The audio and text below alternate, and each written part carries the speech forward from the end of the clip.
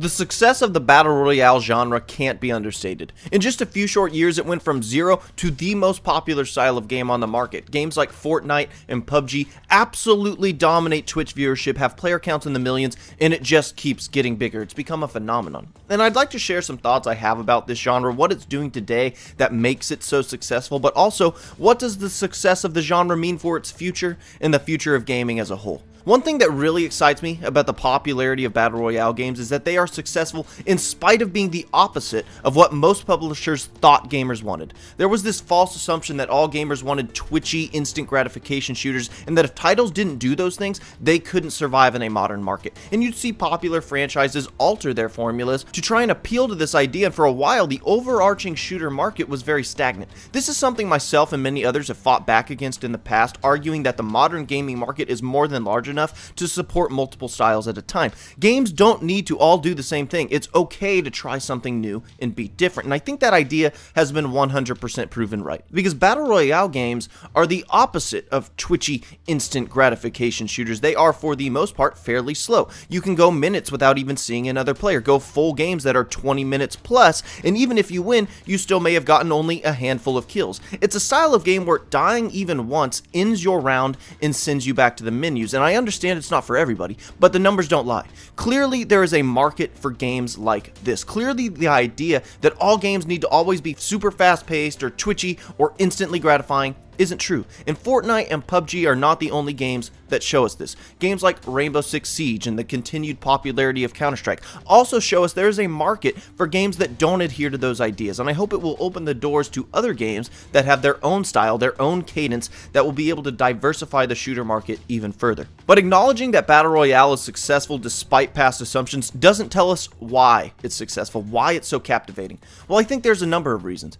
We mentioned instant gratification shooters, and an example of something those games do is feed you kills. I think there's a lot of stock that has been put into the action of killing another player, and games like Call of Duty allowed you to do that frequently and with relative ease. It has small maps that funnel encounters, quick time to kills, forgiving mechanics, etc. And I'm not going to deny that earning kills feels good and it's an important part of a competitive shooter's appeal, but it's not the only thing. There's a lot of other aspects that make a shooter fun. However, for this example, I'd like to focus on the action of earning an elimination, because in Battle Royale games, you may not get as many, but each one feels better. Getting a kill in PUBG can feel better than getting 15 kills in Call of Duty, right? I think the satisfaction you get when you take out another player is determined by a couple different things. First is the difficulty in earning a kill. Does the game have mechanical depth and various tactics that make each fight challenging and therefore makes victory more rewarding? And also the importance in earning a kill. And this is something Battle Royale games nail. You may only get 6 eliminations a game, but each of them is important. It means their game ended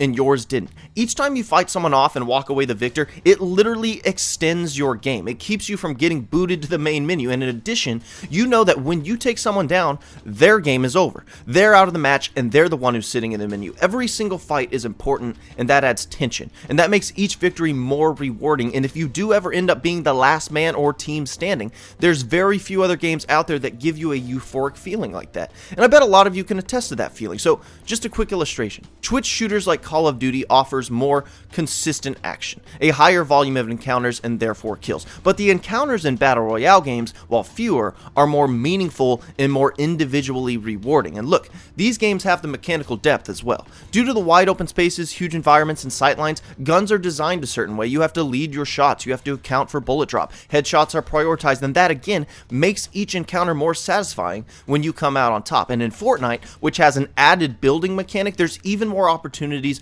to outplay your opponent, even more skills to learn. Honestly, it's just a really rewarding formula on various levels. The concept of looting, it feels good when you find a good gun or piece of equipment. It's exciting to come up on a few buildings watching for enemy players, signs that people have been there, and searching it for gear, all the while making sure no one else sneaks up on you.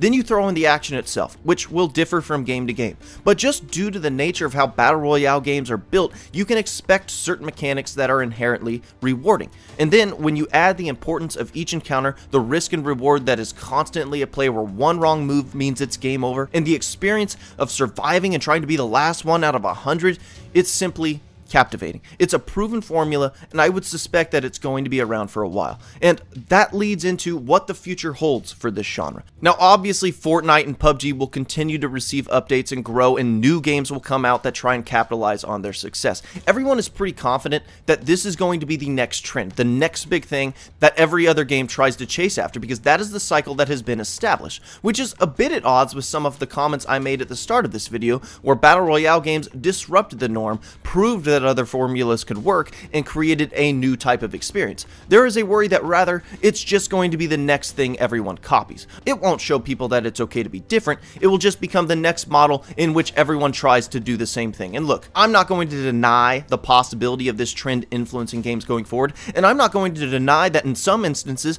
I think games will suffer trying to chase the success of this new trend, but I have a slightly more optimistic outlook on the future of this genre. It's still in its infancy. It's still relatively new, and I think there's a lot more that can be done with it. You look at PUBG, and it takes a more realistic, slow approach. It has vehicles, it has tactical gunplay, that's all great.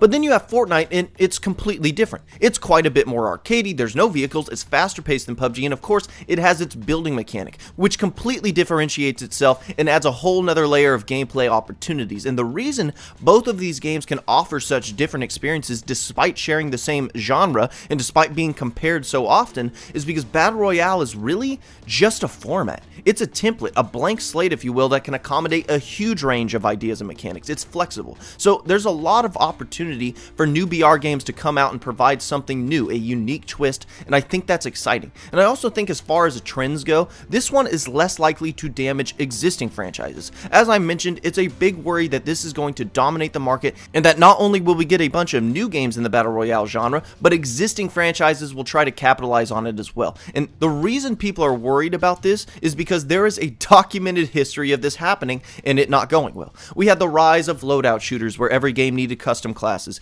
Then there was the enhanced mobility craze. Then MOBAs got really popular, which led to hero shooters and a bunch of games doing that. And not only did this alter existing franchises in a way that sometimes alienated their respective fan bases, but it homogenized the shooting genre as a whole. Every game was trying to get in on the same trend, and there was less variety overall. Things started to feel stagnant and maybe a little stale. And people don't want that to happen again. And so there's a little bit of apprehension and unease where Battle Royale is concerned, because that looks like the next trend in the cycle. But here's where I think it's different. If you look at all the previous trends I listed and the impact they had, they often altered the identity of the game. They were integral and changed the moment-to-moment experience in a lot of the time unavoidable ways. If you had a pre-existing franchise that added enhanced mobility, then its gameplay, its map design, its weapon balance, and sandbox design all had to change in order to accommodate that. If your game added heroes, same thing. Those are present indefinitely. They will be present in any given match. Battle Royale does not change the game in the same way.